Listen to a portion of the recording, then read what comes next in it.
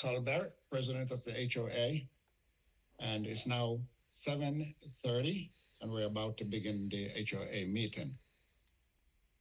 All right. I want to verify the quorum to see if everyone is here. So let's say Ken here. I'm here.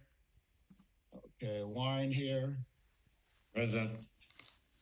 Greg. Here. And Gary. I'm here. Okay, thank you. So we meet a quorum. All right, proof of the notice was posted on the notice boards back and front of the subdivision and at the clubhouse as well, and website. I just want to make note of that. And I'll just move into President report. It's not much to say today, but one thing I just want to ask residents, if they're here, that we would like to see if we can improve the speeding that's going on in the association. I think it's getting a little bit out of control where speeding is concerned. And I'm going to say, I sit at the clubhouse and kind of notice some of these things that's happening, and not at the clubhouse, the guard gate. And I see resident and guests coming down the driveway and doing hard brakes as they get to the crossbar. I even see people front goes underneath the crossbar. I see the guard even trying to tell people to slow down as they approach the guard shack. So I just want to ask everyone to just be careful and mindful of their speed when they enter in that area. Okay. As we all know, the front exit gate is missing, and that is due to high speed out of the subdivision that take out the gate. We should have our gate. We're looking to put together the proposal to present it to the insurance company and try to move as fast as we can to get our gate back in place. So I just want to give a quick update on that. All right. Let's kind of move in. Any question or anything from regarding my notes here? No. Okay. All right. So we'll just move into the committee's report, and we'll begin with landscaping and infrastructure. Okay, landscaping and infrastructure committee. The big news is that our account manager, Tim Kramer, has left Brightview. And in the interim, David Moss, who is the branch manager for all of Orlando for Brightview, is going to be taking over for Tim until a new account manager is hired and trained. So that may be for a little bit of a time here.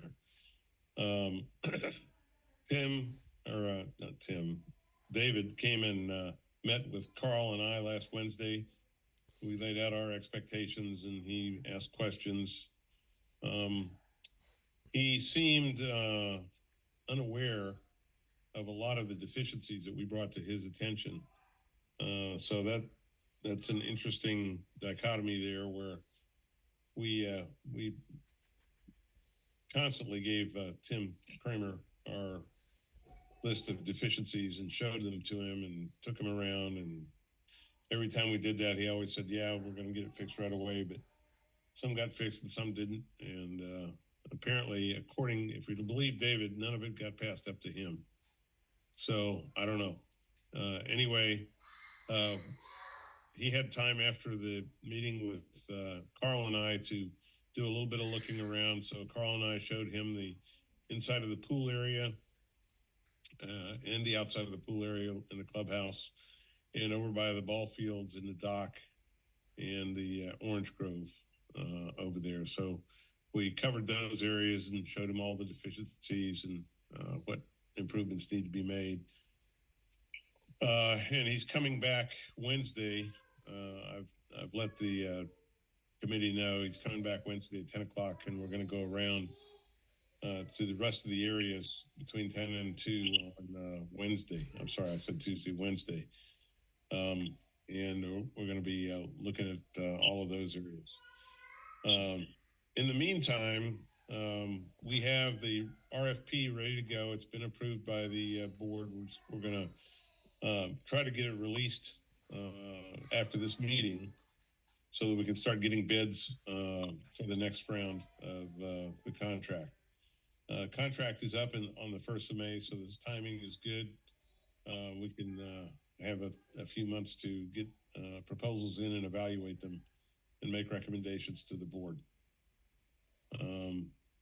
Likewise, I had a meeting with Bill Crawford and the contractor we use for the sidewalks. Gosh darn it, name escapes me at the moment. But anyway, we met with them and talked about the procedures for identifying the lifts, which ones will be done, and making sure our communication is good. Basically, lifts of a half an inch or more are what we're targeting, and they're getting ready to go out and identify those. And then Bill will personally follow up on that and verify what they have identified and make sure that they didn't miss anything. So we'll be making those corrections in the next couple of months. That's all I've got. Are there any questions? I've noticed, Greg, a lot of the, I guess it's the magnolia trees, or because of the cold weather, have turned color. Are they going to leave? Are they going to lose their leaves? Probably. Okay. Probably. Those kind of plants usually shed leaves and then grow them back. Okay. Okay, any other questions from anyone? No? All right. Let's move on to the communications. So far, I'm just going to skip that because there's nothing new here for that one. And we're just going to move into finance. The finance committee hasn't met and doesn't have any report. Okay. All right, so we'll move on to security. Good evening. Carl, you touched basically about the accident at the front gate on Tuesday night.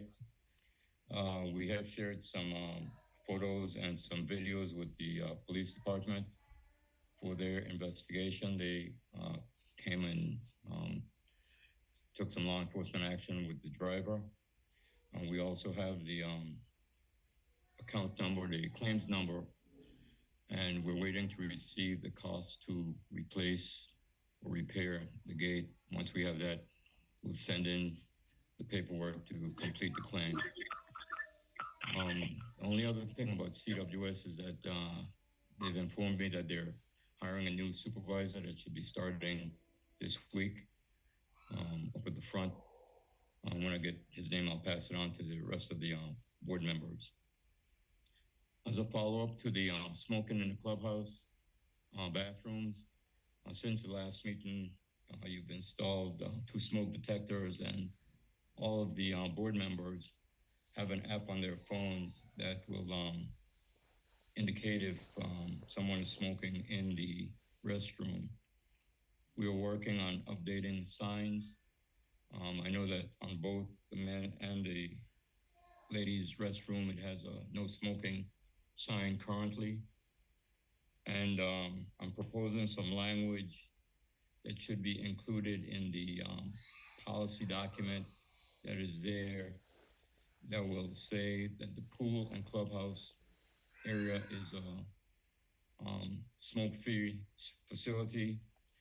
The bathrooms are gender-specific, male and female, and that there is not a unisex bathroom on the premises. I'll have some language that can be submitted to the board for determination as far as whether it's going to be included in that document. As far as signs, we've obtained the signs for the front and the back gate. They are going to be installed, I guess, within a week or two.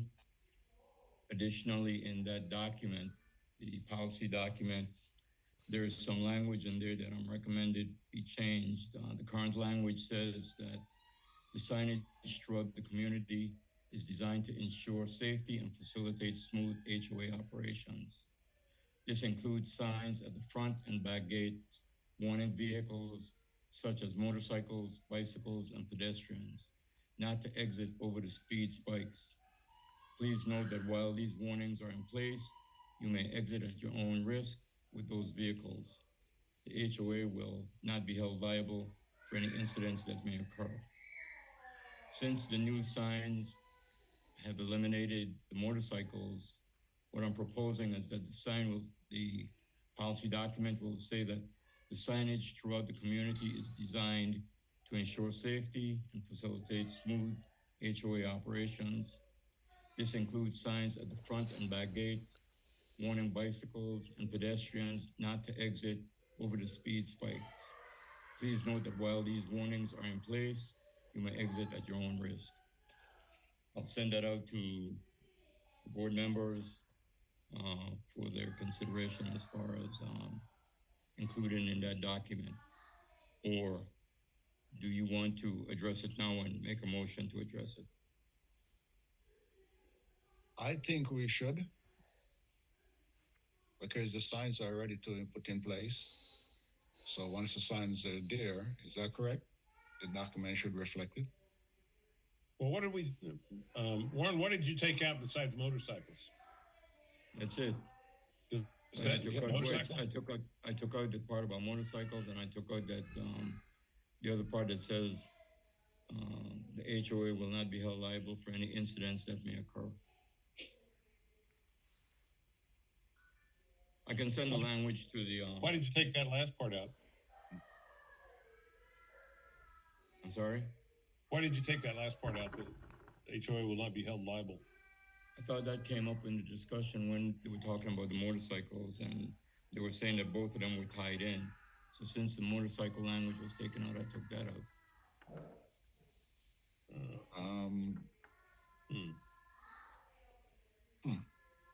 Gotta look at that again. Yeah, I think we need to look at it before we vote on it. Yeah. Great. That's fine. Well, I'll send out the information as far as how I have it written up, and then we could go from there. Because the reason why I'm saying that, Warren, if a person actually walked there and a trip or something, it's the same principle should apply. So we shouldn't take that little piece out. Well, let's review it again. Okay. I'll send it out in a document to the board, and Okay.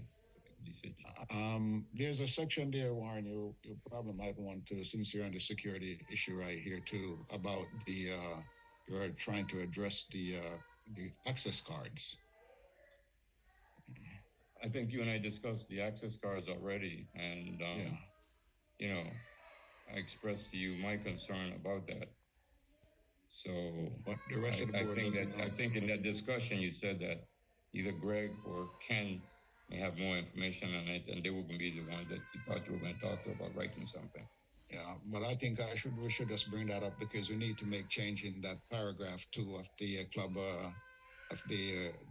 clubhouse rules, and that's a part of that number 2 line. So Greg and Ken, I mean, you guys are the 2 oldest homeowners that serve on the board and committees. I resemble that remark. We found that there are the access cards that we have. Warren was making a statement and I tried to correct him, but then he sent a proof to me and I was like, oh, that's different. What happened? His card looks different from mine. And I didn't know they had a fancy looking access card with the logo and his name and address and all that stuff. Mine is plain with just a number on it. So I didn't know that there are like 3 different type of style cards around here. maybe you guys could, I don't know if you guys know, I knew about it. I I think, didn't know. I didn't know about that, but I don't know what difference it makes. I think though, and initially, I know mine are old because I've had them for a long time. Initially, they did have Westyn Bay on them and your name on them. And then I think it happened if what happens if a person loses those cards, then they know it's Westyn Bay, and then they can use the card. So I think they switched to a card with no description or no name on it. Mm. That was quite a few years ago. But I know my card that I have has Westyn Bay on it and has my name on it. We've Mine had our doesn't. card for 7 years, and that's the card that we were issued when we came here. It has a name, an address on the card. Well, I don't know. I think mine just has Westyn Bay. I don't remember my name being on it at all. So this is what we ran into, and I was talking to Warren, and he said there are like 3 different cards, and I was like, no, that's not the one I know about. So that's why we posed the question here, because mine is plain, doesn't have nothing, no Westyn Bay, just a ID. I see Mason said in the chat though that at one time he lost his card, and because it had an address on it, was returned to him. Because the address was what happened? I didn't hear that part. There was because he had the address on the card, it was returned. Somebody sent it to him. Oh, Yeah. Yeah, I could okay. check quickly. Yeah, my family went to the clubhouse and my son accidentally dropped the card, I believe, might have been at the gate or close to the ball field, and it was promptly returned by another family. Luckily, it had the address on it, and they returned it. So I find it useful, but I guess in the form of, private information, PII, some may not want to have it there. But it could be either or. But, at least we know that it was lost and found. Otherwise, we would have been searching in the house trying to find the card, and we wouldn't know it was lost. And that is true because my son lost one of mine at the playground, and we haven't got it returned, and I had to have Don disable it. So Carl, are you arguing that we should have them all the same? If there's 3 different kinds out there, then roughly 2/3 of them have to be replaced. They're kind of expensive. I know. So, but I didn't know there were 3 different types. That's what I'm saying. I'm just learning that today when Warren brought that up to me. It doesn't seem consequential. If they're all working, what's the difference? Okay. If someone loses their card, and they turn it into security, could security tell whose card it is? Security can, but Leland can. Yeah. Yeah, we can look it up by the number. I think And I can do it too. I think what my recommendation would just be first, I'd like to reach out to our gates department and find out what card is being used now. Like, what's the newest? Like, what are they setting right now? Do they have the name and address, or do they have the Westyn Bay on it? Let's start there and see what cards are being distributed right now, because it sounds like what what was being sent out before, somehow it changed at some point in time. So I just want to make sure that we don't solve a problem that isn't there. no, absolutely. Okay. If we got to avoid putting costs on the homeowners or the association just for the sake of making all the cards the same, I think. Yeah, and all I could say is that for Leland, any new cards, we could just say on the card, the Westyn Bay, if found, turn into security at the gate or something like, so they know where to send it. Right. We basically, I'm not saying we should even attempt to start replacing all the cards. I don't think that's cost effective or even feasible, but at least let's find out what currently is being sent out, what is being used now. If there's a way to tweak it to make it somewhat like they were before, and so that it's just somewhat uniform. That's all. And I that's just need a something I can ask standard. my gates department. So I'm just trying to figure out what's the standard, you know? Yep. Right. That's basically what it is. Yeah. So this way I don't get blindsided. So different Yep, cards and showing up I on can it. get that information over to you guys, this week, so. Okay. Okay. All right. So, all right, we're good at that. Any other question regarding this around the security? That's all I have. That's all you have? Okay. All right. The one more question, Warren. We were proposing to make a new change in item number 2 of the clubhouse about the agenda. Yeah.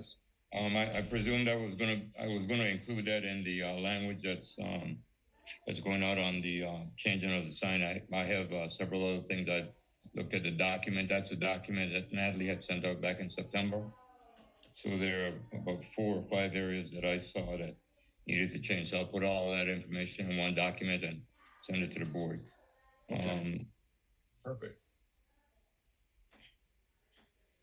That's fine with me. All right.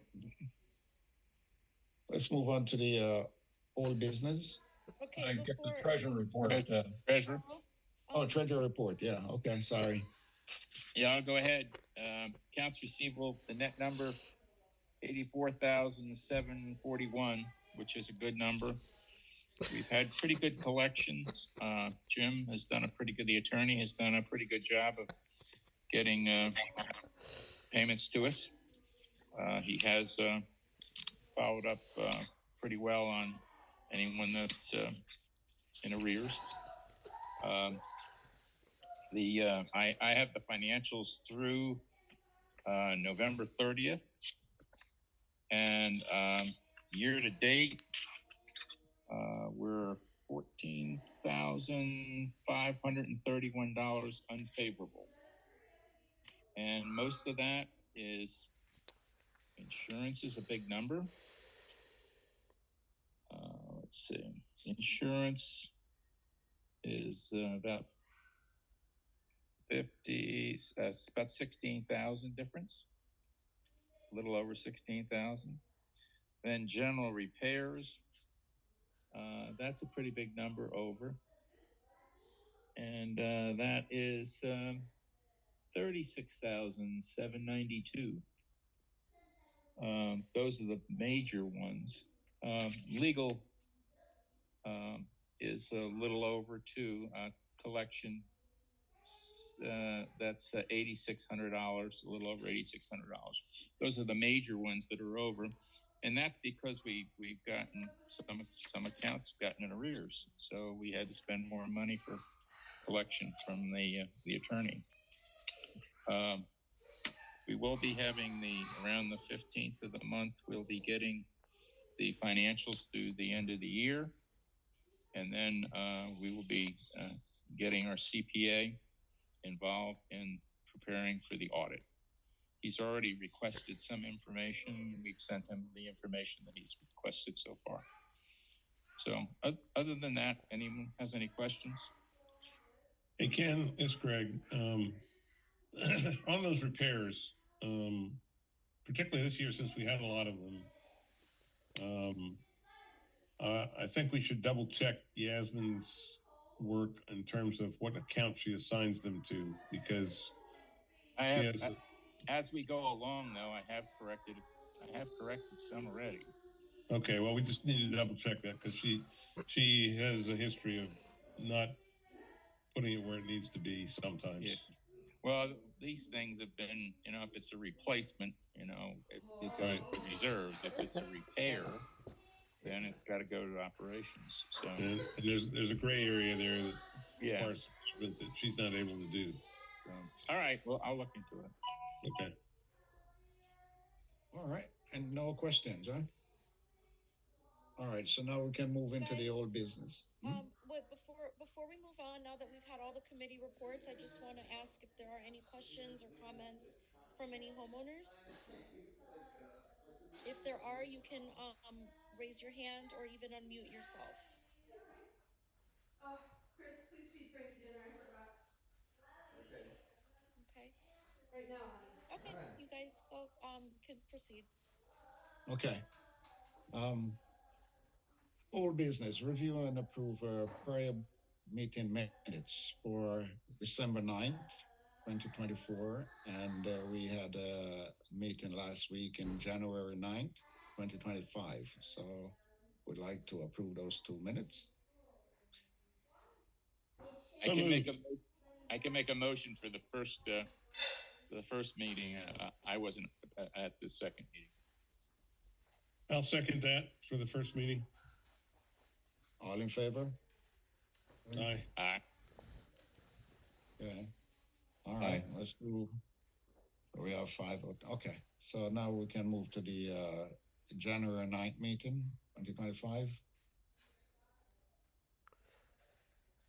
Anyone want to make a motion on that?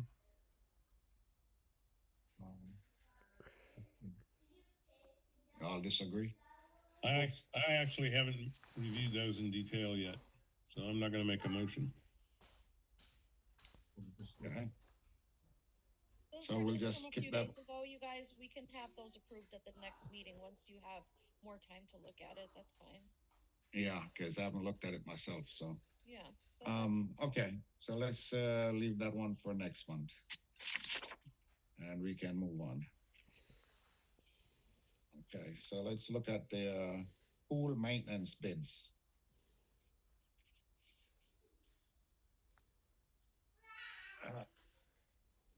These are the bids to replace Pam, right? Yes. Yeah, well, to replace her for her pool work.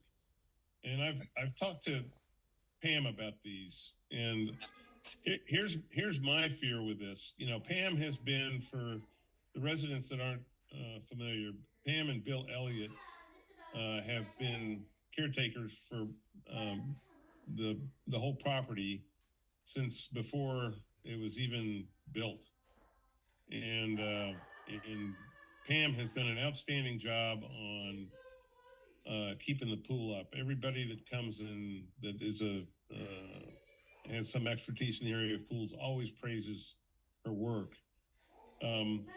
She was there when both of the bidders came out we have bids here today, and she saw the same thing I saw. These people, rather than them adapting to what we need, they want us to adapt to their model, and their model has a certain way of doing things. One of them says, "Well, we're going to install a computer to inject your chemicals." And then we're going to look at what all the other services that we have you need. That's just code for we're gonna sell you stuff you don't need. And what I'd much prefer is to find somebody like Pam, and she has a candidate for that. She actually has 2. So I think we need to get bids from those kind of people as well, instead of these big companies that just want to churn us like they do everybody else and show up once a week and throw their chemicals and go. What's the date that Pam is going to leave? She doesn't know yet. She's got to get her house fixed up. We might have to have Pam. I thought Pam had someone in mind that y'all were going to interview before. That person didn't show up. Well, I think that was the janitorial person. I don't know what happened to that interview. I didn't get involved in that, but I had to work on the RFP, and I have that on the agenda tonight for you guys to approve before we set up the meeting. okay. And So then the other thing is, meet that person then, right? we haven't met him. I haven't met him yet. I don't know if anybody else has. But the other thing is, Natalie, that she told me today that another of her clients has found someone that does both, that does the janitorial and the pool. And so she's going to give us that information too, so we can interview them. And that would be so ideal. She's got 3 people that she's going to be sending over. At least 2 people. Okay. That'd definitely be better. I'm fearful of getting linked up with these big pool companies. Yeah. Because they just crunch you through, and like I said, they make you do things their way instead of them doing things your way. So that's my fear. Yeah, I mean, I think we should just defer. We don't, you know, we've got a little time, which she's not, firm date yet. And, I think we definitely need to interview these other people, to have a good perspective on where to go. But I'm also, the big companies, terrify me. Just to relate a little story, she told me she was there when the guy from Resort came out, and she talked to him, and he pressed her. He said, "What's wrong with this pool?" And she said, "There's nothing wrong with this pool." He said, "No, I need to know what's wrong with it so that I can bid appropriately." She said, "There's nothing wrong with it. Everything is hunky dory." And he kept insisting. He was digging for something to gouge us on, is what it was. And so I mean, I think that's just going to be the pattern for these people. Yeah, they're looking for something to break so they can charge us. Right. So So we have a long history of working with Pam, and then when we do need repair, there's a company called Spees that we've generally gone with that does the repairs, and they don't gouge us, and they do a good job. So right. All right. I'd like to not make a decision on these two bids tonight. Oh, there was a third bid, that I just got as well, from One Stop Pools. They just sent it over to me this weekend. I haven't seen that one. Yeah, they just sent it over to me this weekend. So I got it in my inbox today. I think we just need to collect more bids. And Okay, the smaller small scale operations to me are more appealing than these big companies, Natalie. Yeah, I agree with you, Greg. Natalie, Yeah. Natalie, do any of the ones that have put in bids, do they live in Westyn Bay by any chance? No, I got 3 bids. None of them live in Western Bay, but however, I have worked with all 3 companies at other communities, and I can recommend Resort Pools and One Stop Pools. I've never had any problems with them. So. Okay. The third one, I've only worked with them very shortly, so I can't give them a recommendation. But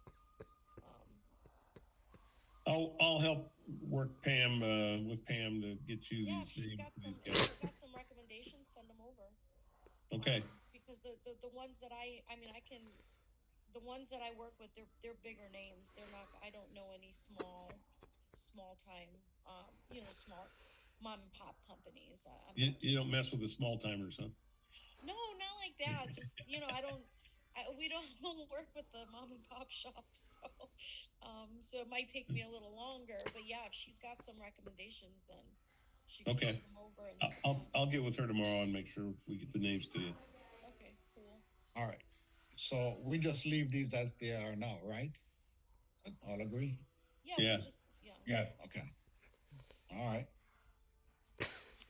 Before we move on, let's ask if are there any homeowners on that have any questions or any comments on the pool bids or the discussion on the pool bids? And you can unmute yourself. I've given the authority where you can unmute yourself. Mama, come here. What's your favorite part? And if anyone knows of any small pool company, maybe they can make shoot some us that too if you have. recommendation. Because I'm sure a lot of people in here have pools. Okay. Okay, we need to move on. All right. The next item we have on the agenda here is approve revised pool and club house policy, bid policy. And I think is that in the packet? Yeah. Is it? I think we already covered that under security. Is that correct, Warren? Part of it, yeah, that was the package that Natalie sent out. Yeah. Asking for comments. Okay. You okay?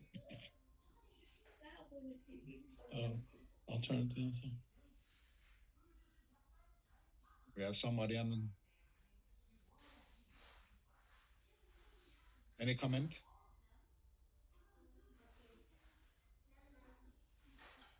All right, so we'll just move on to next item on the list here is the height clearance signage at or near guard shack. Okay. Greg, I'll put you to work on that, so. Okay, I've got a presentation. So can you give me the screen, Natalie? Second. Hello? Yep. Hold on.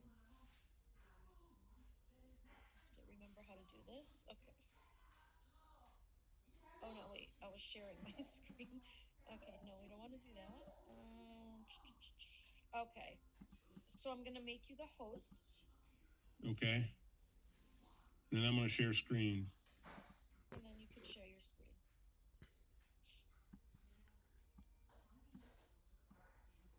And just really quick, while Greg is doing that, I think the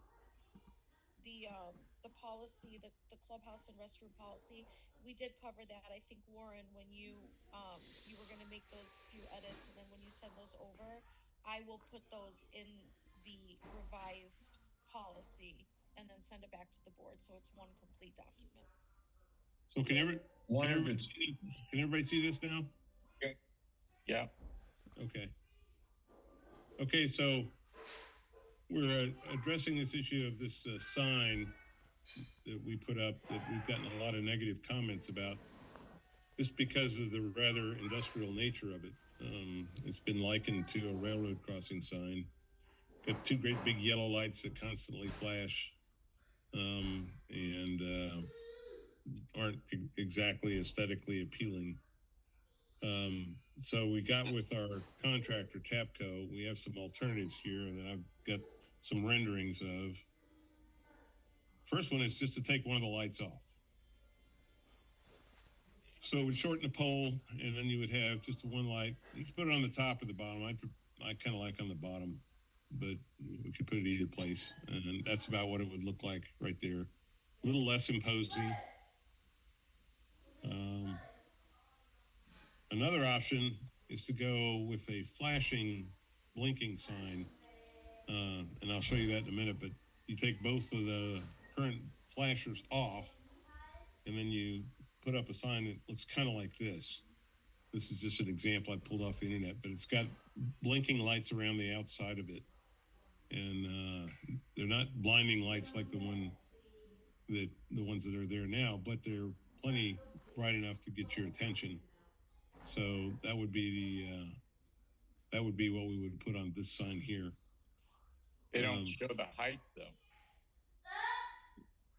Where you use the same wording on the sign, Ken. Oh well, put the one you showed up there didn't have it on there. I said it came off the internet. It's just an example to show you what the. It's just an example to show you what the lights. Perimeter light. Yeah. Oh, okay. So we'd use the same wording on the sign. All right. And then the idea is we will have an extra sign because we have to make a new sign to do this, to have the perimeter lights around it. And so we'd have an extra sign. We'd have this existing sign left over, so we could move that more out front. We could put it on the left there or on the right as a warning, so that when truck drivers and whatnot come around the corner, they'll see that first thing, and then they'll be reinforced when they get down to the other one. And so we haven't received final numbers from the contractor on this, but it would be under. I'm pretty confident it would be under $2,000 to do all that. That would include, and then he thinks he can sell our two flashing lights for about half of what we paid for them, which is $1,000. So that'd be $500 if we got that back. So that'd bring the total cost to about $1,500. He mentioned to me that when he was out there working the last time, more than just a few drivers made negative comments to him about the proportions of the sign that we got out there. And we can make this sign a little smaller right here, we can make it a 30 by 30. It's right now it's 36 by 36. Or I'm sorry, it's 36 from top to bottom. We could make it a 30-inch from top to bottom, would make it a little bit less obtrusive, but still big enough to be able to see and read the numbers.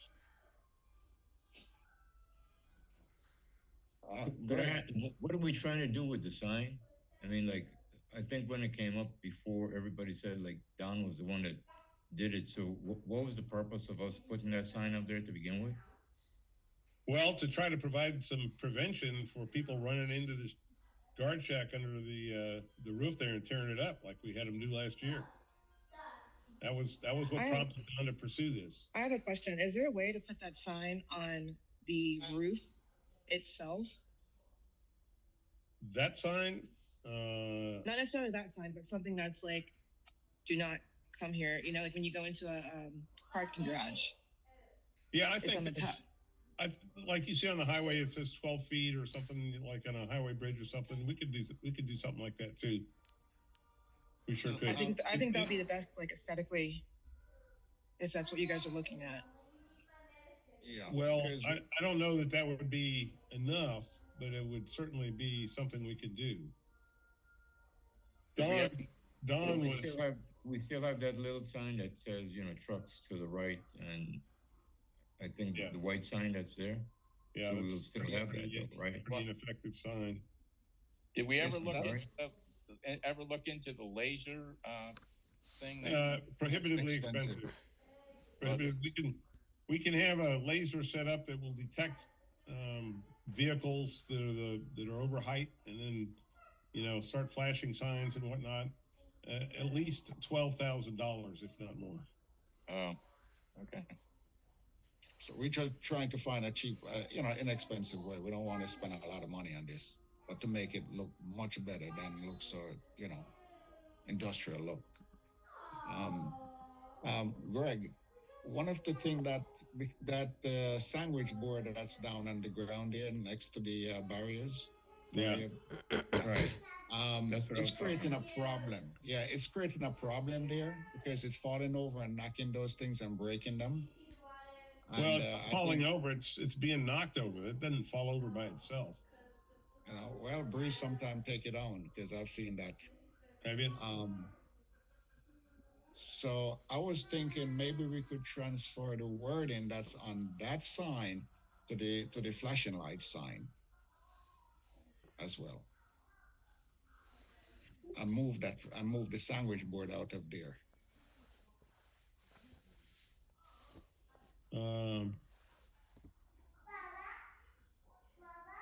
Yeah, we could. Yeah, I don't know if you can fit all that on a 30-inch sign. How about if we just move the sandwich board up more so that if it falls, it doesn't fall on one of the little poles? Because right now one of the posts is broken down. We just pick it up today and put it in the shack. So, but that's another alternative. Just move the sign out a little farther. It's just redundancy to make sure that, give them, if we put a sign like Tiara suggested up on the top there that says 12 feet, leave that sign there, or have a slightly smaller sign that says max clearance 12 feet, and have this sign there, then what else can we do?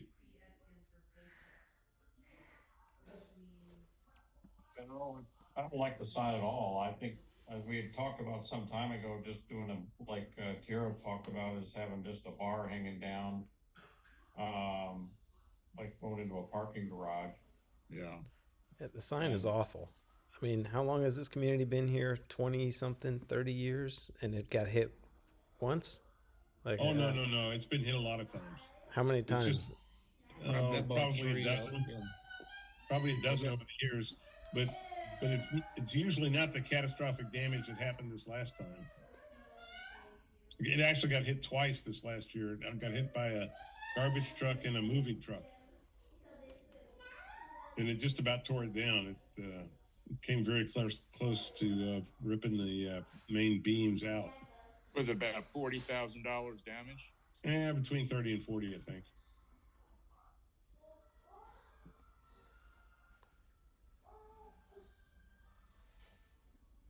I don't like the flashing lights, and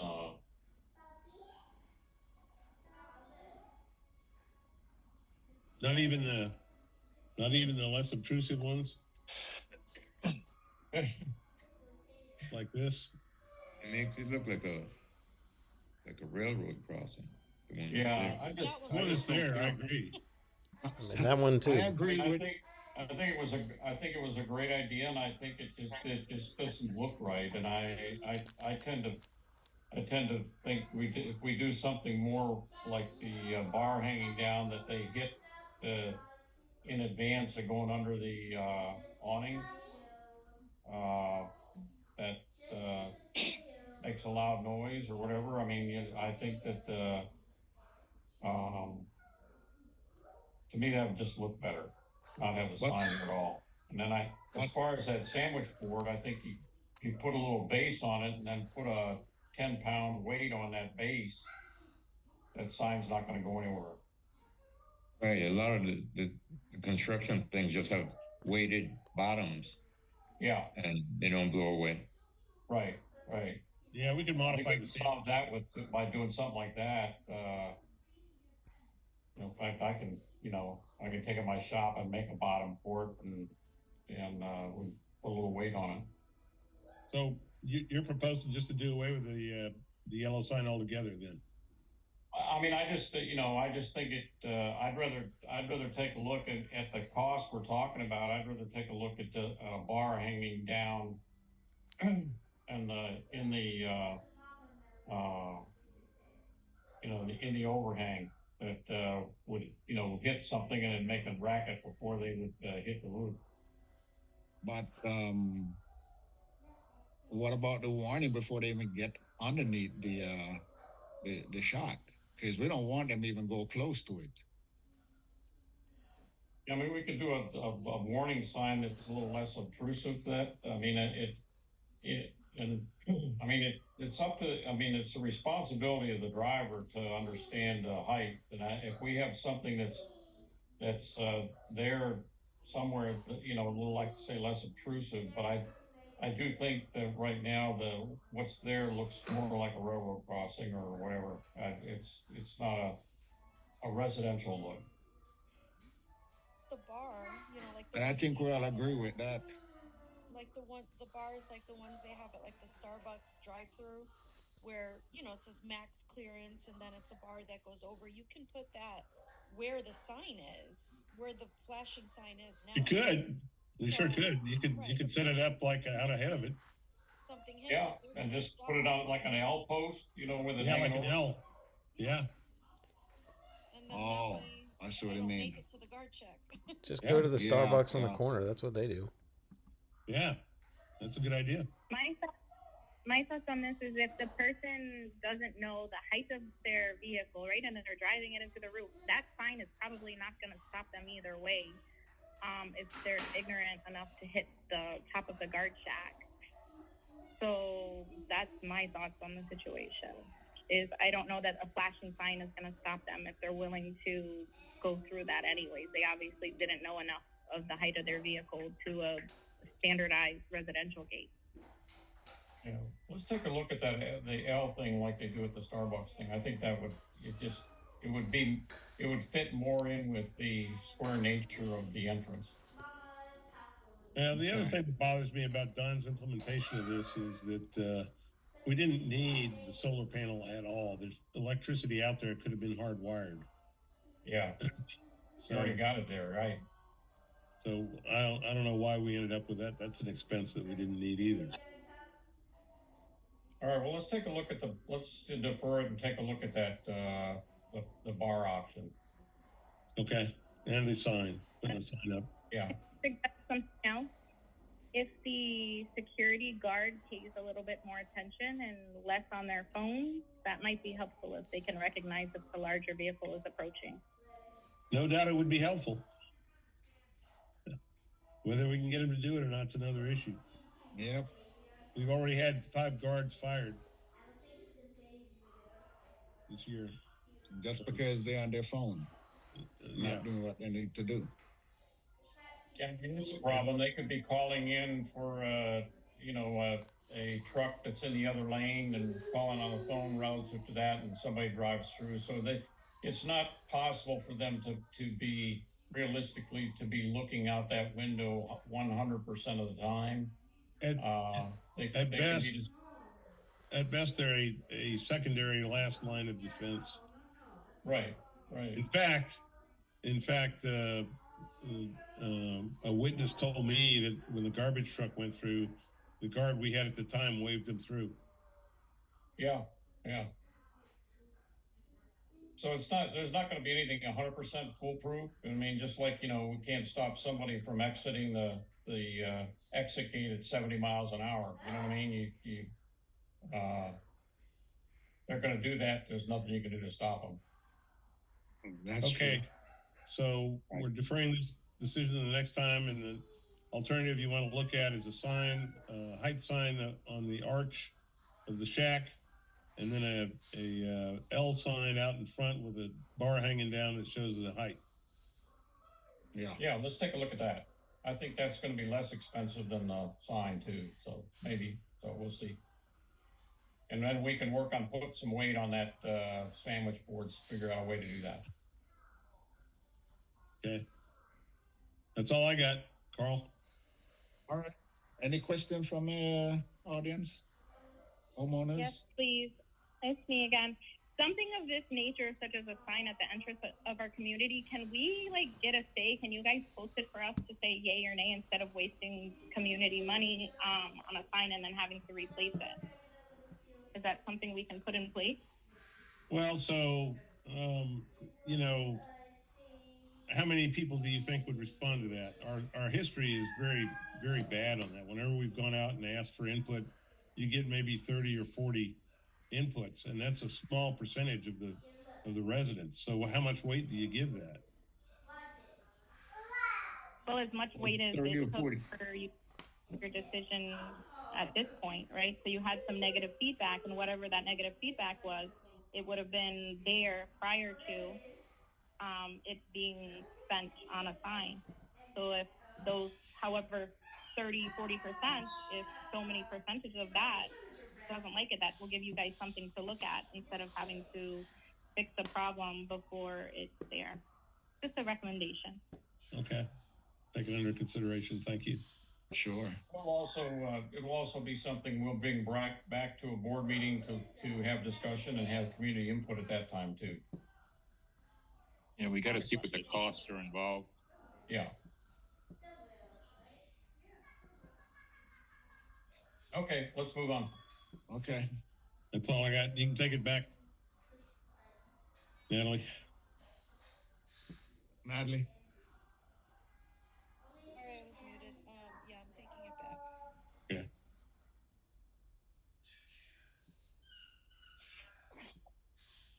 Okay, we're going to be talking about look at the approval for RFP for janitorial and maintenance. Can you stop sharing your screen? Who, me? Oh, yeah. Stop share. Done.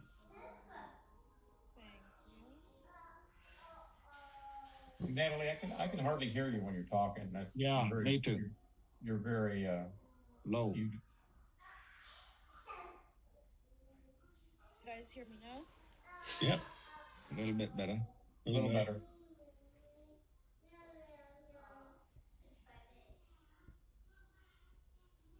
Okay. I'm going to continue. Okay. We're looking at for approve RFP for janitorial and maintenance. That's where we're at now. And so is this just a compilation of what we got from Pam in terms of her duties?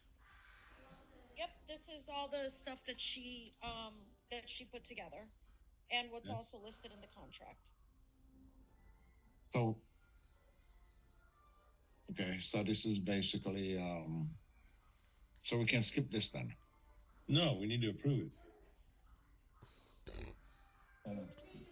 We're going to use this to request proposals. So.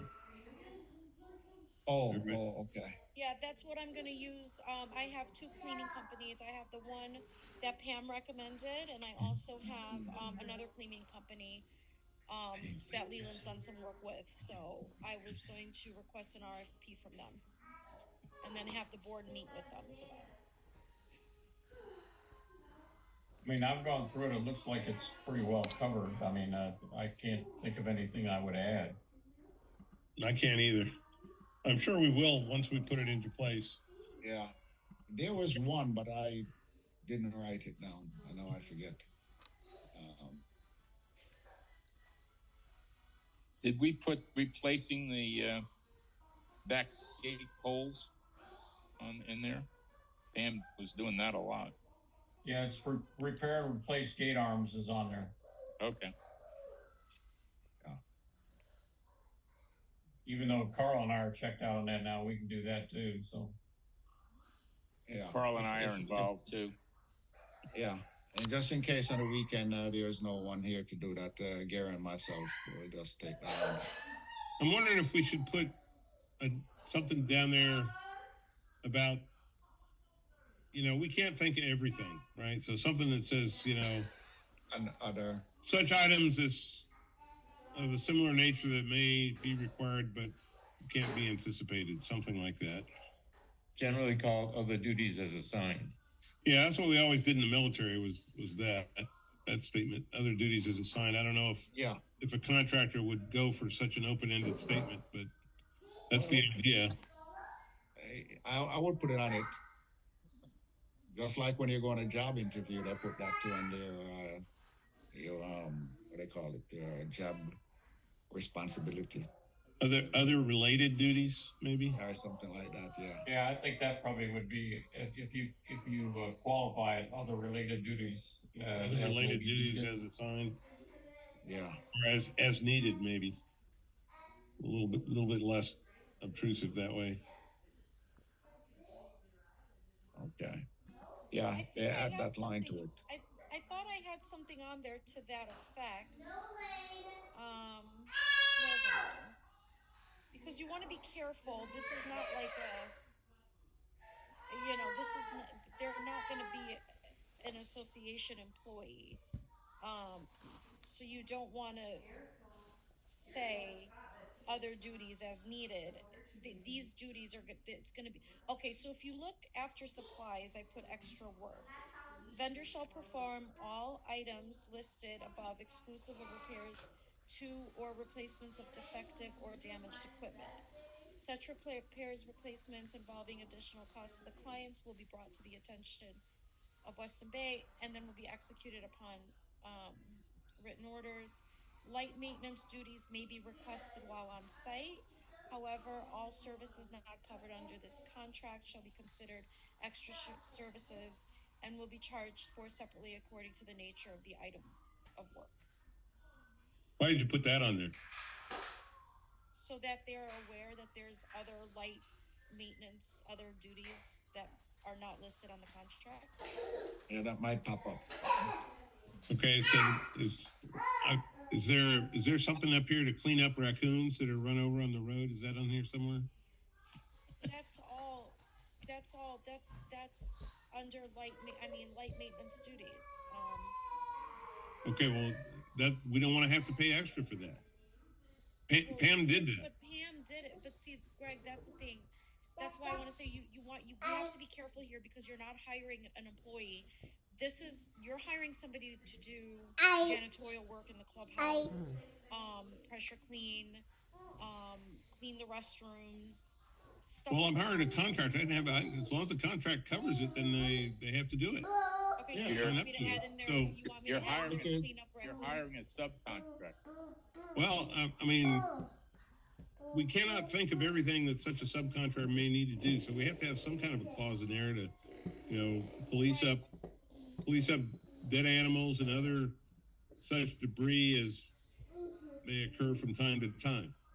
Right, but see, the thing is Pam, she's been on the property for 20 plus years. She did everything.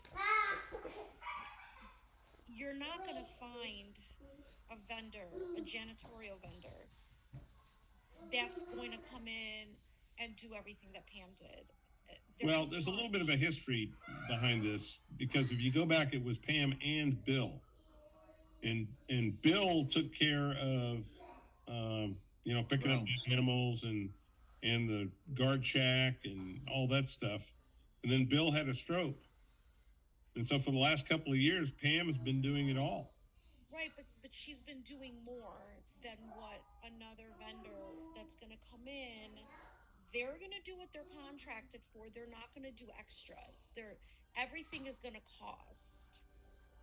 So if you want to add in there, we can add in there, you know, to clean up raccoons and, you know, try to add in there. I mean, I think debris would be included. But these extra things that Pam was doing, these are things that vendors are going to charge for. This is extra work. It's not. Well, let them bid it in there then. If they want to charge for doing that. Yeah. We constantly have debris along the boulevard, and Pam picked it up. Animals. Yeah, and then animals. And dead animals. That needs to be on this RFP, because the RFP, if you look at it, is limited to the clubhouse and the amenities. There's nothing in there about going down the boulevard and cleaning up trash and cleaning about up grounds. That's more of a maintenance. That's a maintenance person. It is in there. It is in there. It says pick up windblown trash from common areas and boulevard. Yeah. Yeah, that's on there. Okay. And listen, I think this is an RFP. It's not a contract. Right. If they don't want to do something, they can say that in their response. Yeah. So let's just. I think this is fine for an RFP. When we get down to you know, pinning it down, maybe there's things we want to add, but I think right now this covers most everything. How about pick up windblown trash and other objects from common areas and boulevard? And other debris. Other debris. And dead animals are debris, so that counts. I mean, we laugh at that, but it happens more often than you think. Mm-hmm. And especially for the dead animals. Yeah. And then I'm gonna put the dead animals as like as another line item. How do you say it nicely? Let me say, animal carcasses. Yeah. Yeah. Deceased animals. Disposing. Deceased. Remove and dispose. Removal and disposal of animal carcasses and other debris. Okay. Yeah. And other such debris. Okay. And I think she got actually involved in an alligator. Yeah, she did. So one of the Brightview guys helped her get an alligator out of the pool. She was great. This is awful. Well, she took a lot. She and Bill took a lot of pride in keeping the area up, and they had such a history with it, and they knew everything that went on. The property like it was her own. I mean. Yeah. So it's going to be hard to replace her, that's for sure. But what I don't want to have happen is that we end up with some major thing like that where we got, you know, possums and gators and stuff all over the road. Nobody wants to pick it up. Right. Pam and Bill. I went ahead and I added that in there. Okay. Well, like Gary said, this is an RFP. I think we can refine things when it comes down to the contract if we need to. All right. So somebody want to? I'll make a motion that we go ahead and issue this as an RFP and solicit it. All in favor? Aye. Aye. All right. I'm sorry, guys. Who seconded? I did, Ken.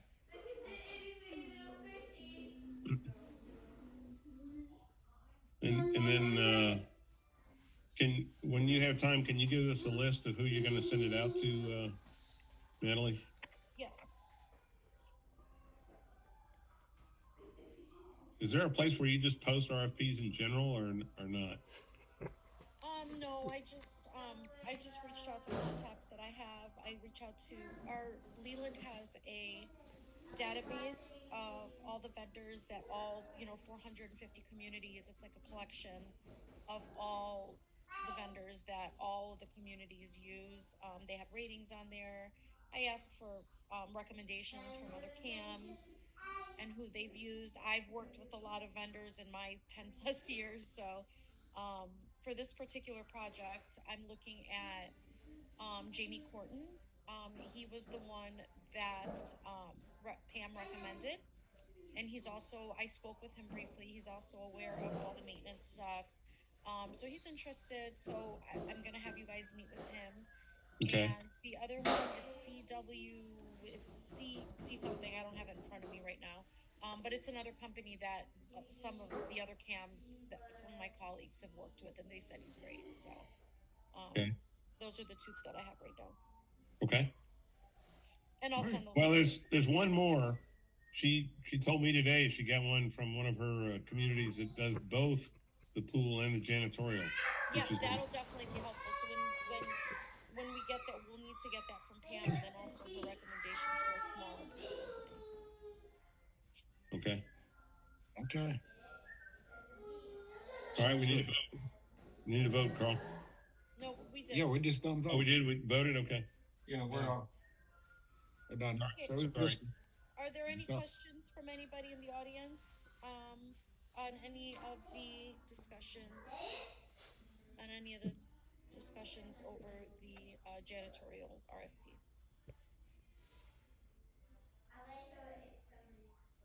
And you can unmute yourself. I okay. hear somebody talking, but I can't understand them.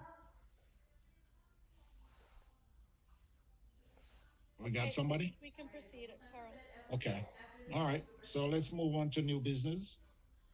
And the first item here on the new business, the covenant enforcement options after attorney turnover. Okay, so that's me.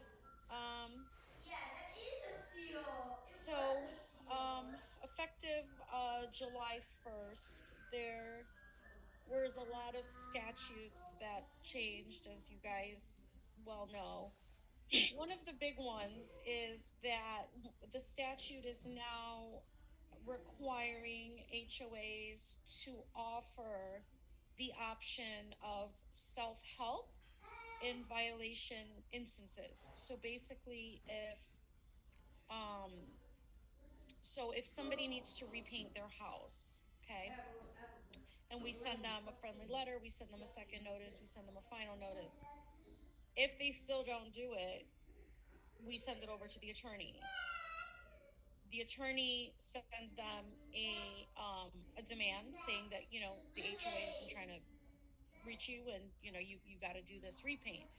Now with this new law, the attorney is also required to offer the option of self-help, meaning they have to tell the homeowner that the HOA is going to go on their property and do the work themselves. This is sort of a crazy law. And I think eventually it's going to change. But as of right now, this is what it is. So after speaking with a lot of attorneys and seeing some of these already go to court, obviously judges and the court system understands that there are situations where the HOA, it's not feasible for the HOA to go on somebody's property and start repainting their house. I mean, it's just, you can't do it. And obviously you're supposed to charge the homeowner, you invoice the homeowner for the work that was done. That goes without saying. But it's still not a feasible thing in some cases. You know, maybe a simple tree trim, that's something you can execute a self-help on. You could just use your example of painting. You know, you gotta get 3 bids. You gotta have people come in. They gotta be able to look around and measure and all of that sort of stuff. And not only is it not feasible because of the process of getting the bids and all that, it's, you know, Florida is a stand your ground state. And if there is a homeowner that does not want you on their property, they will do what they have to do to get you off their property. So it's putting vendors at risk. It's putting, you know, the board, the HOA as a whole at risk when you start doing this. So that's what I mean when I say this statute will be revised at some point. I'm sure, because it was not well thought out. So what's happening right now is the attorney that does your violations, they offer a couple of options to the homeowner when they send them out.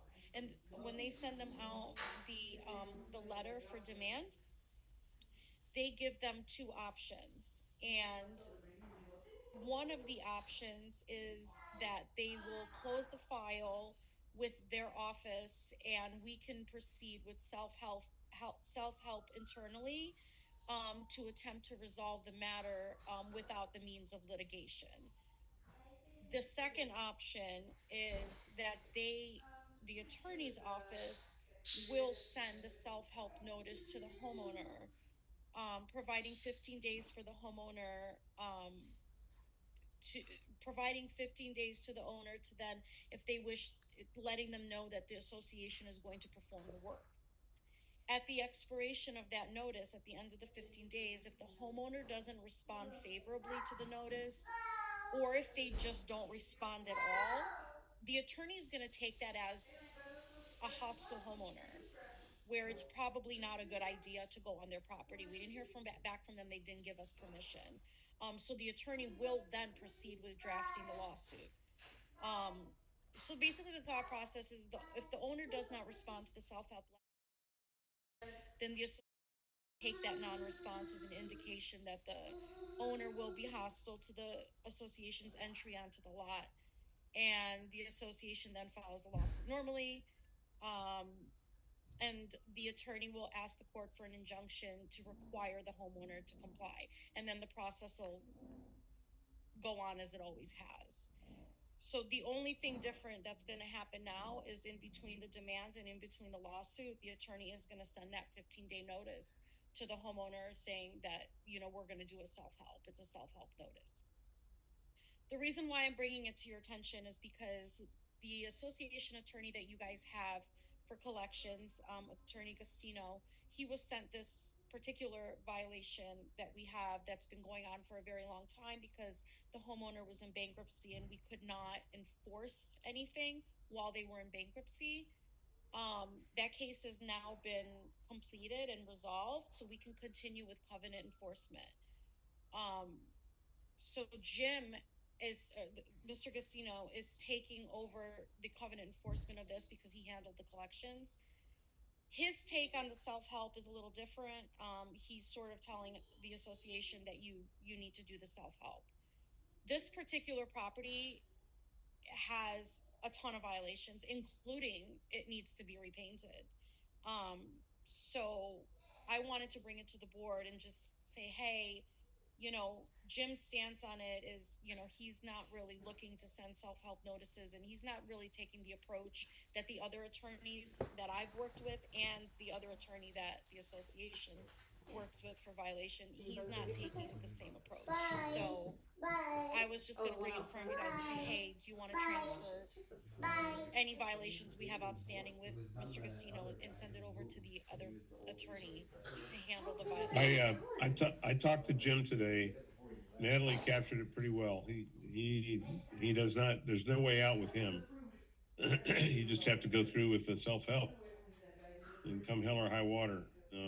So I'm kind of inclined, as much as I like Jim and as much as we've used him over the years, this particular set of circumstances seems more workable the way that the other attorneys do it, to me. So then we should just transfer it over to the other attorneys. Well, we can do it two ways. We can transfer this one over, or we can just do a more broad thing and just say send all of them over to them. I think Jim only has one or two covenant enforcements. I think it's only that one. I don't know, I would have to double check, but whichever ones he does have, yes, then would be transferred over to Attorney DeMassey that handles all the covenant enforcement for the community. And if I remember right, the homeowners pay the fees on that, right?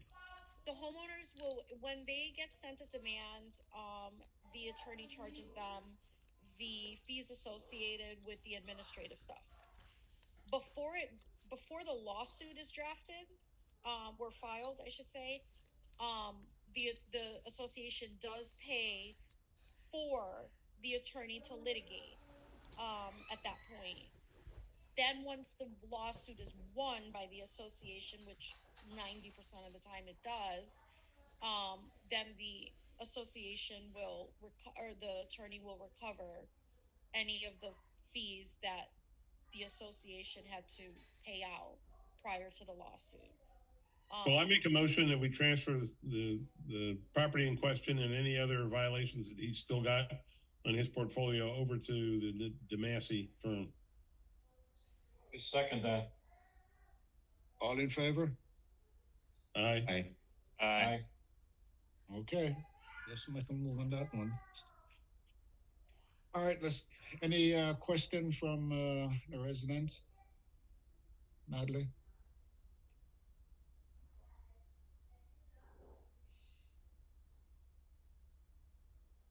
Natalie, any questions? You guys could unmute yourself if you have any questions, or raise your hands.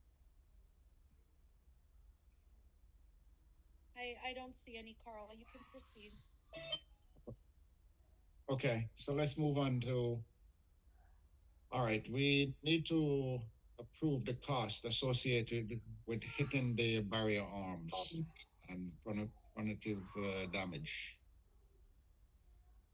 We have any data on that? Natalie, did you able to come up with some prices?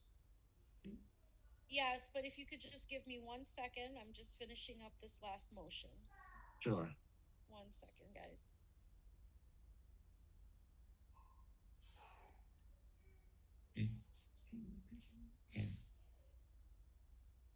I do think that we should have a charge for the installation, and that was talked about. I agree. Because if on the weekend, matter of fact, if we get a maintenance person, they put it on, there's a cost there. Sure. You know, so and if Gary and myself is not around and we have to call the gate guy, there's a cost going to be there. Yeah. Yeah. So we should have a cost in it. We know what the barrier bars the cost already. And all we have to add is service charge. I think you have to, the bill that was sent there shows the cost of the barrier and the delivery charge and all that kind of stuff. I think those charges should also be included in the overall cost. Correct. I agree. Okay. Yeah. Okay. Yeah, I pulled it up too. So what does it total up to? She got to add the. Oh, go ahead. Oh, I'm sorry. No, I mean you can. I had it pulled up. So the barrier arms are $363.05 a piece. Because they are so heavy, we ordered 5 at a time because we want to have extras. So the shipping on all 5 of them was $300. So you would have to figure 60 each. About, yes. And then the service charge is $95, and that includes installation for one, because obviously Casey's not there to install all of them. So you would want to add something for whoever's going to install it every time. You know, there should be an additional cost there. Well, we want to set a flat cost across the board. Right. Okay, because if the maintenance guy is here and he has to put it on, there's a cost. And if Gary and myself is not around and we got to call the gate company, there's a service charge there. So we just have to set a fee that has a standard that will cover those costs. Well, if you take the 336 divided by 5, since we order 5 at a time, add that to the 60, and the 95. It's 336 each. No. It's 336 for one. Oh, it's 336 each. Okay, 1,500 with 5. You guys, 1,600 for 5. You guys, it's $363.05 for one. Okay, Yeah, so but if you round it to if you round it to 364 plus 95 plus 60, that's 459. sounds pretty close to $500 to me. Yeah, Yeah. and I think you add 100 to that, and I think the cost ought to be $600 if they knock it down. Additionally, there were two different costs because there was a different cost for the bill for the visitor's arm compared to the guest arm. So I think we have to recognize that they're going to be two different costs. How much different? Well, The bill that she submitted before had a different charge. It was a different gate. It was a different arm. So we should have one price for the visitor's gate, one price for the guest gate, is what I'm saying. Well, but the I whole agree idea with is- everything that I agree with what everybody's saying, that it's the individual cost plus these other costs to come up with a total. I would argue that what we're trying to do is provide a disincentive to do that. It's more punitive than it is anything else, because what might happen is there isn't enough damage to keep it from being used again, and we remount it. Well, that doesn't leave them off the hook. We need to charge them something that is representative of the damage that they did, and disincentivizes that kind of behavior. So whether it's the gate arm or the guest arm, to me, doesn't make any difference. It's the disincentive that we need to focus on. I agree with that that's what- 100%. That's why, like I said, when I spoke to Scott Kennedy, they had a price, but we agreed that they had a different type of arm. And he Yeah, they said do. that people are still hitting theirs, but not to the volume that they were being hit before. Right now, theirs is up to $1,500. It was $1,000. It's now up to $1,500. So I agree with you, Ken, that Greg, that we come up with a price, and What it is, how about $500? I think 600 600? because it's How much is 459. Hard cost is 459. Okay.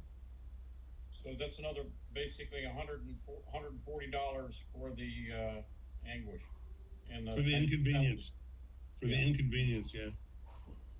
And the install. And then, No, the install's included already. if they object, then we can raise it to 1,500.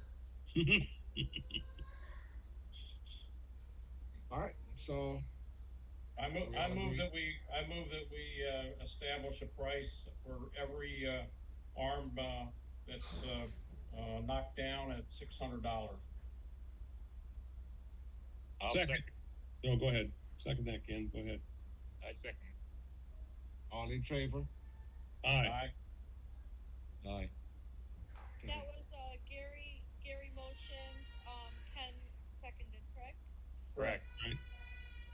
And so far we have, what, 4 ayes? And it's, 5. 5 ayes. and you said it was, are you setting it at 600? Yes. Correct.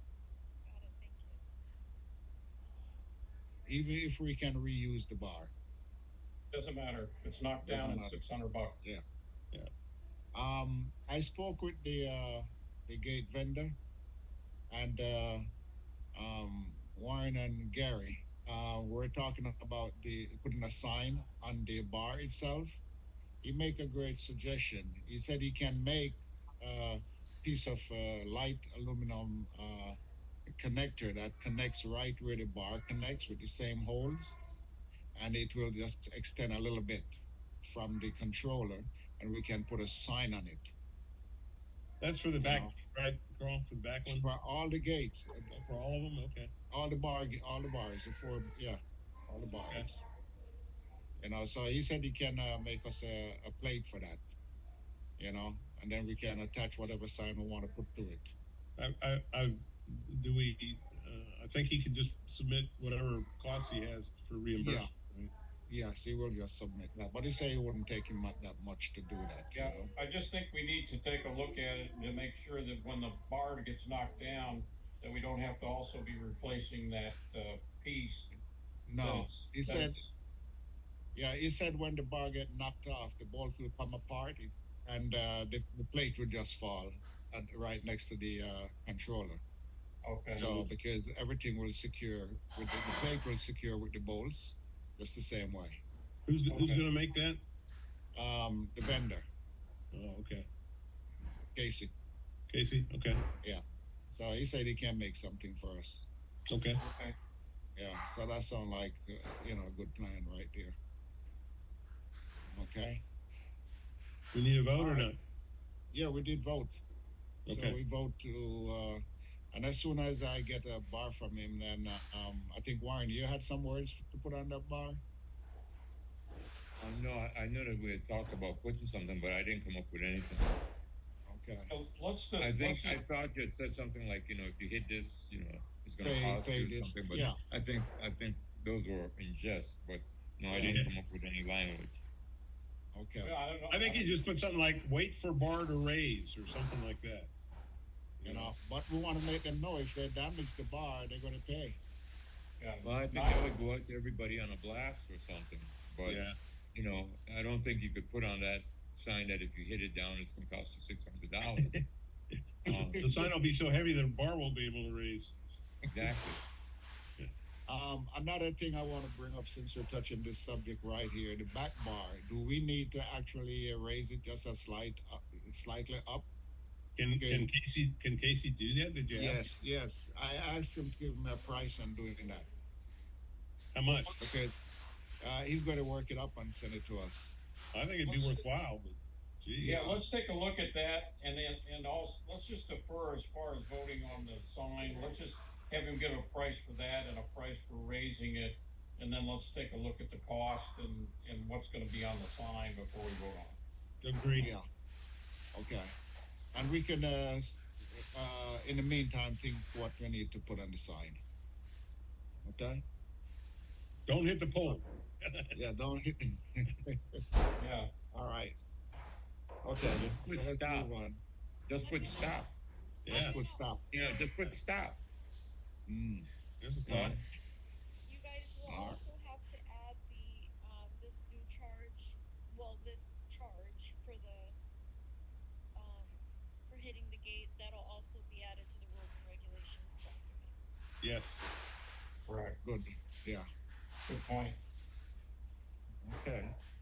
All right. Next thing we want to discuss, I think we did discuss that, but next item here, discuss the possibility of deterrent to the gates, including reflectors and rumble strips. Well, this is for the speeding, right? Yeah, that's for the speeding. I spoke with the vendor and about the rumble strip. Greg, that's the same guy, Stuart. Yeah. And he said they're pretty good at help reducing speed. They're also pretty good at producing complaints, he said. I didn't hear that. He also said they were pretty good at producing complaints from people. Oh, yeah, because they rumble when they drive over them. Yeah. But People don't like to this. slow them down. They got to slow down so they don't get their rumble. Are we going to have trouble with the motorcycles? We shouldn't, because they're I could ask that question. Good Because question. they just That's I don't going to think come they up. Yeah. Because they're very low, very flat to the ground, only because they're close to each other. We have a price on what they are, Carl? Yeah, he's going to get us the price on those. So we gotta defer until next time then. Yeah. Yeah. Okay. So the next meeting we should have some numbers. It'd be good if he can give us some pictures at least, so we can get an idea of these are the bolt down kind of things. So they're not made of asphalt or anything like that. They just bolt into the surface. So if he could get us some pictures of him, like maybe holding him, so we get an idea how high they are and how big they are. That would be. I'd like to say also if he could give us a location where there are some, we could go just drive over them. Yeah, that would be good. I'll go into West Oaks Mall and drive around. We ought to, yeah, we ought to find out about the motorcycle thing too, if it's a problem with motorcycles. We can probably ask a few motorcycle guys if we could, because I'm sure they experience running over those things. And see what their comment would be as well. But a good place to see this is in West Oaks Mall. Oh, so They are they have over the- there? Huh? Where are They they have them over already? I didn't hear that. Somebody was saying something. Where are they in West Oaks Mall? Oh, they're on the street. They're on the perimeter of the mall. In the back of the mall. Speed bumps or Oh, strips? the rumble bars. Rumble strips? Okay. Okay, I'll go over and drive over. Yeah, drive over them and see how annoying they are. It's the ones it's the ones I go around. Yeah. Huh? You can drive around them. You can drive Well, around. but honestly, I think that's what most motorcycles guys do because they're never completely taking up the lane. So I think most motorcyclists just drive around them. That's true. All right. Well, let's we're going to collect some more information on this from the vendor. He's working on that, and then we can come back to the table with this.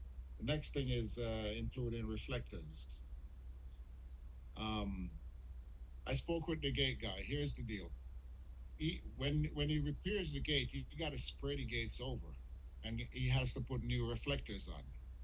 So instead of putting those two strips of white reflector in the last end bar like what we had before, I was suggesting that we put a strip right across the bar and the crossbars in the red.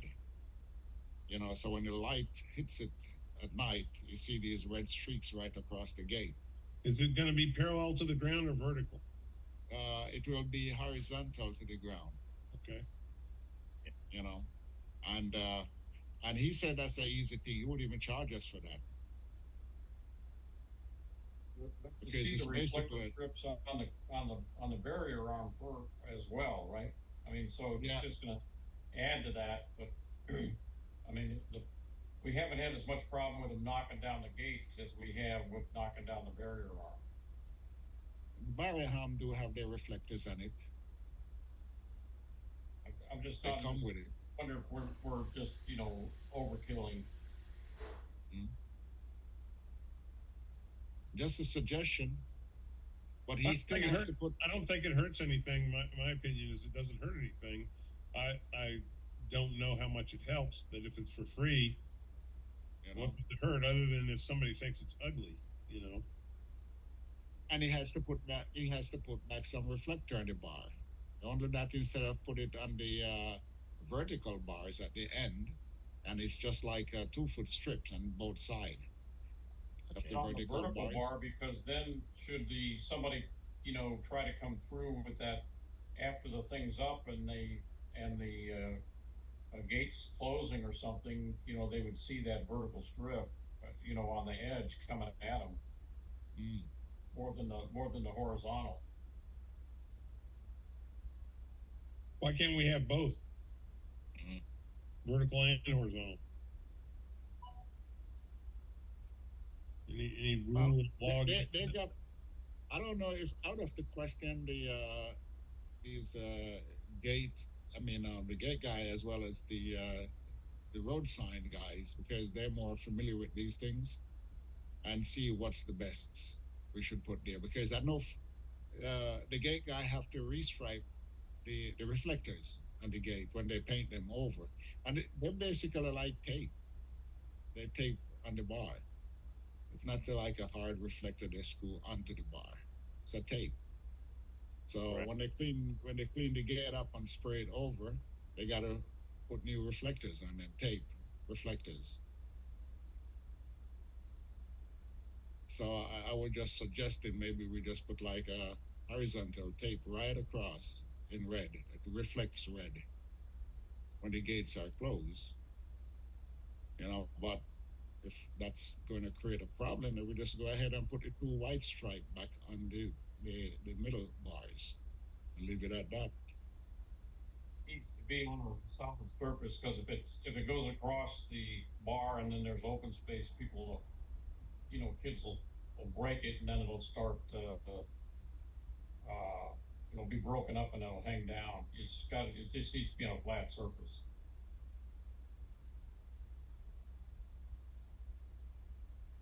Did anybody say anything wrong with putting them on both the vertical and the horizontal bar?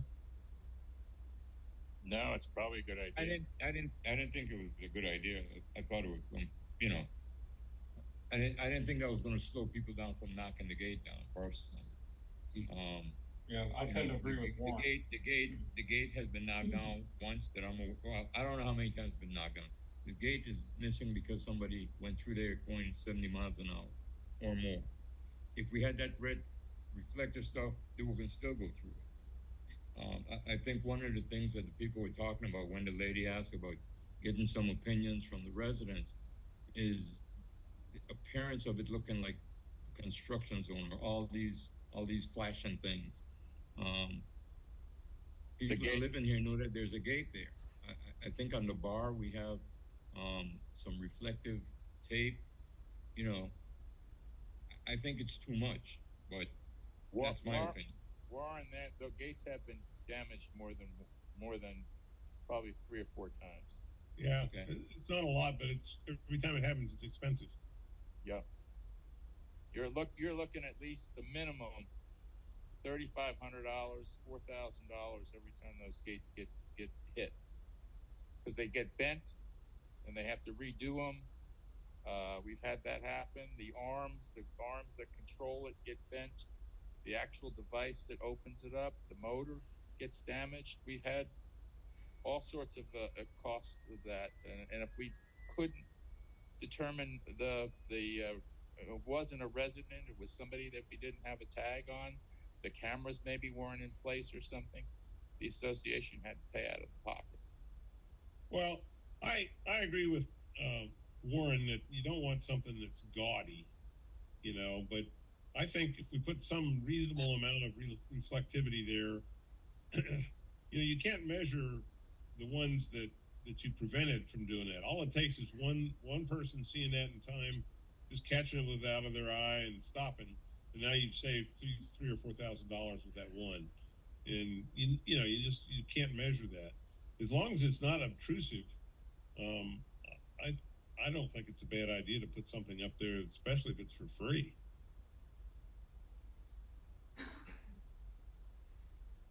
If you have to take it off. The rendering that I saw that was sent out earlier to me was like the entire bar.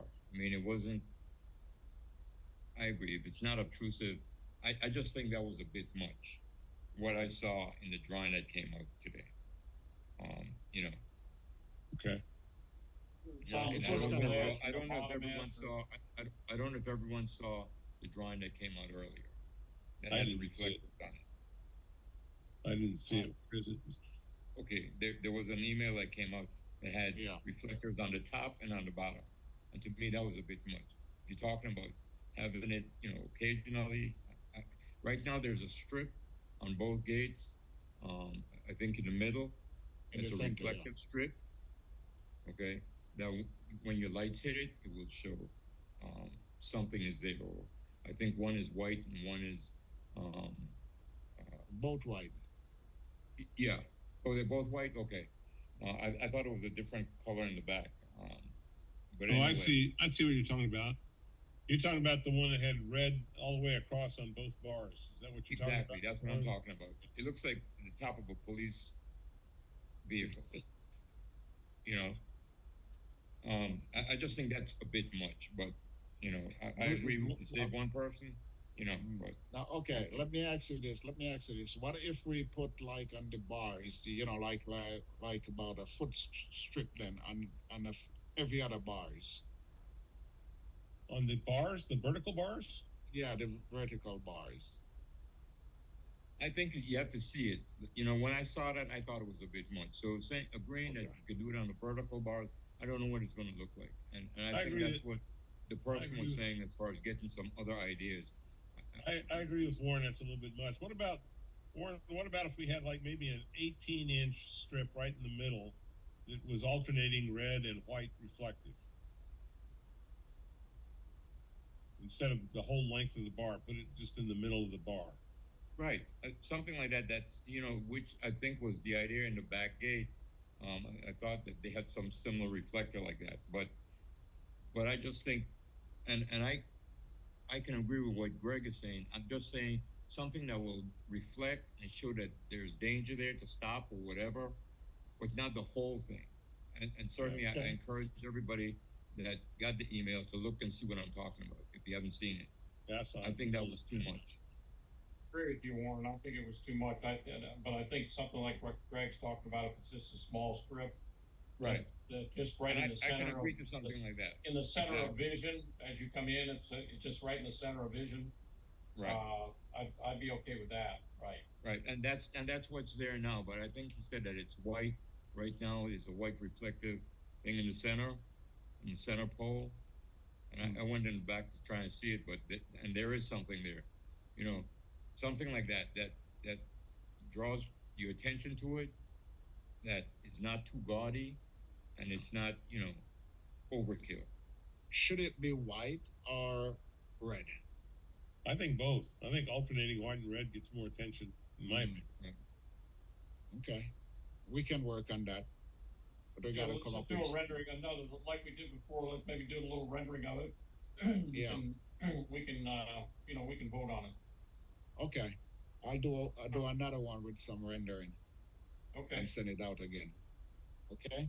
Guys, I think I know some other gated communities that I've managed in the past. They had some small reflectors on them. They're real small, like 12 inches, a 12-inch strip in the middle, on the side.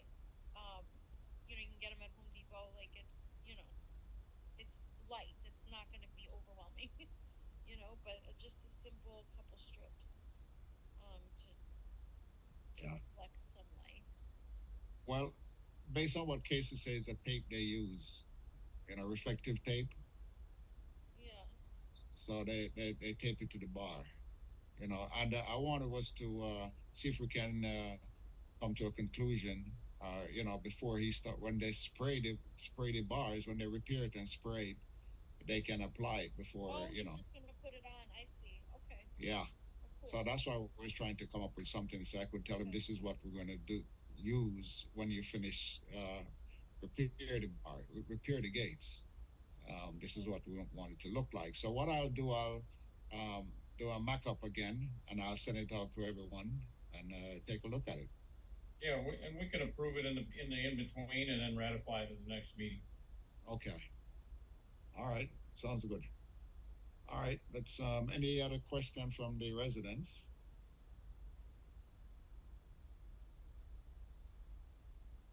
Guess not. I don't see any hands up or anything.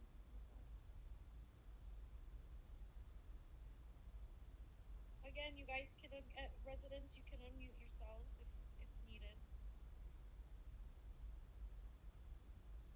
Okay, we can proceed.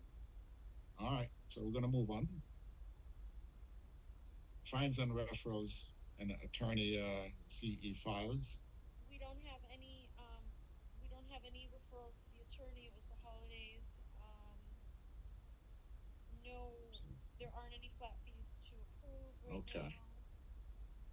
But you do need to approve delinquencies. Thank you. Delinquency suspensions for accounts over $50 and past due over 90 days. I make a motion that accounts in arrears over $50 and past due over 90 days be sent for collection. I'll second it. All in favor? Aye. All right. Well, let's Sorry, move on that to was Gary or Ken. I don't know why I get you guys confused every time. It was Ken. Okay. Ken second. They don't even sound the same. I know, but I get because I'm typing, so I don't have my Zoom screen up, and I'm like, "Who was that?" Every time I get them. We're both old guys. Hey, one topic while we're on that. we have an awful lot of violations in the file. I'm just wondering if we can't undertake something to try to clean those up, so that we don't just carry them forward. Yeah, there's actually, I would say about 150 right now. That's a lot. Well, it is, but compared to the 300 we had earlier this year, there's been a lot that have been closed, so that's a good thing. But yeah, that's still a lot. I'm gonna be on site probably either the end of this week or early next week, and we'll see where we're at, and I will send you a report. I sent you a couple this evening. I think you better. Yeah. Okay. All right. Well, date of our next board and ARC meeting. Let me ask one question. Do the ARC have to be the same day as the board? No. So why are we doing both? Can we do? Because it's convenient. But now that we have Zoom, and if there is resident at the ARC meeting and they want to be on the Zoom meeting, you know, I think nothing says we can't change them. And make it like the Wednesday. Monday, you could do a Zoom meeting, and then like Wednesday we can do the ARC meeting. Yeah, we have to check with the chairman of the ARC, see what he wants. Oh, okay. Natalie, what do you think? I actually like that idea because it's really, really long. Otherwise, for those of us that do the ARC and then the board meeting, I think Greg will agree. It can get it's long. It's a long night, so yeah, I don't mind splitting it up. I'm good with it. Yeah. Okay. So I would suggest that we split it up, but I'll talk to Rodney about it. See what he. All right. And he agreed to this Wednesday, since we had to move it this week because we didn't get the notice up in time. Okay. And he jumped at doing it on Wednesday, so maybe he's okay with that idea. All right. I think so. Just in case I feel like stop by too, and just to look or listen. Okay. All right. Let's set the next board meeting is going to be February 11th at 6. Oh, wait a minute. Tuesday. February 11th is Tuesday? Yes. Oh, my Did bad. you say 6? Sorry, February 10th. No. That's a typo. Yeah, that was me. February 10th, guys. Yeah, it should be the 10th. The 10th. Yes, I don't know how to read a calendar. Just a heads up, for everybody out. I will be out. 7:30. At 7:30. Yeah. I'll be out of town, just in case anybody's wondering where I am. I'm not going to be here. And you guys want to keep the board, if we split up the ARC and the board, you still want to do the board meetings at 7:30, or do you want to come up a little? Yeah, up to 7 maybe. Or like 6:30. Ooh, that's the reason why, just in case homeowners come home, want to feed the kids and take care of their homework and stuff. Give them some time. Yes, 7:30 is the best. That's the 7 though. That's from 7:30 to 7. Huh?